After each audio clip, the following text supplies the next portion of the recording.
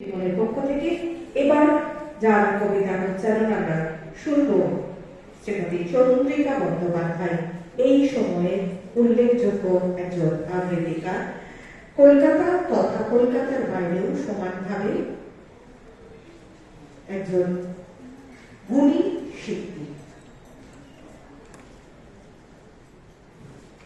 শিল্পীমন পরিবারকে শুভেচ্ছা জানাই। আমি মনে করি শিল্পীমন পরিবার শুধুমাত্র কেতকিতা, বৌদি, লি, কমলদা, কৃষ্ণাদি এনাদের নয়, আমাদের সবার। একদম আমরা প্রত্যেকেই এই পরিবারের এক একজন সদস্য। কেতকিতার হাত ধরে এবং পরবর্তীকালে রিকের হাত ধরে আশা করি শিল্পীমন অনেক অনেক পথ এগিয়ে যাবে।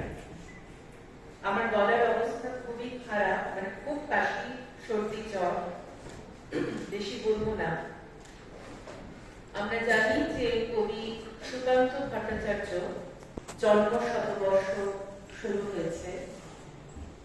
ওনারই কয়েকটি কবিতা, কয়েকটি পংক্তি শুরু করছি।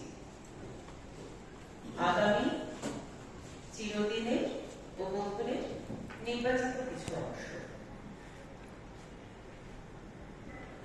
জড় নই, মৃত নই, নই অন্ধকারের খনিজ, আমি তো জীবন্ত প্রাণ, আমি এক অঙ্কুরিত বীজ, মাটিতে লালিত ভীরু, শুধু আজ আকাশের ডাকে মেলেছে সন্দিগ্ধ চোখ, স্বপ্ন ঘিরে রয়েছে আমাকে।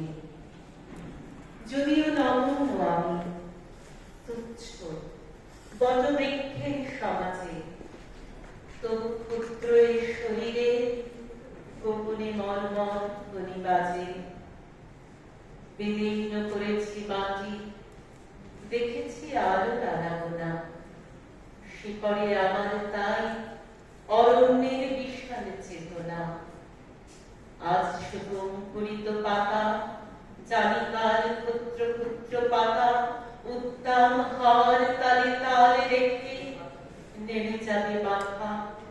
তারপর দৃপ্ত শাখা মেলে দেব সবার সম্মুখে, ফোটাবো বিস্মিত ফুল প্রতিবেশী গাছেদের মুখে।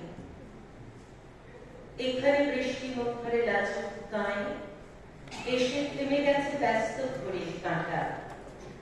সবুজ মাঠেরা পথ দেয় পায়ে পায়ে, পথ নেই তবু এখানে যে পথ হাঁটা। জোড়া দেখি তার পাড়েতে তালের সারি, দূরে বাঁশ ছাড়ে আত্মদানের সারা। পচা জল আর মশাই অহংকারী, নীরব এখানে অমর বিশাল পাড়া। হঠাৎ সেদিন জল আনবার পথে কৃষক বধূ সেই থমকে তাকায় পাশে। ঘুমটা তুলে সে দেখে দেয় কোনো মতে সবুজ ফসলে সুবর্ণ যুগ আসে।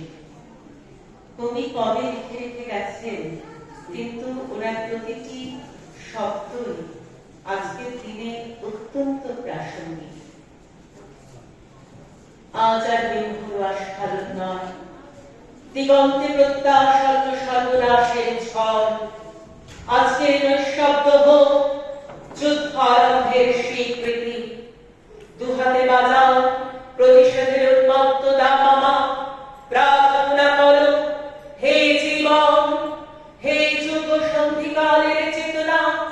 আজকে শক্তি দাও, প্রাণে আর মনে দাও শীতের শেষের তুষার গড়ানো উত্তাপ। টুকরো টুকরো করে ছেড়ো তোমার অন্যায় আর ভীরুতার কলঙ্কিত কাহিনী। শোষক আর শাসকের নিষ্ঠুরতার বিরুদ্ধে একত্রিত হোক আমাদের সংহতি।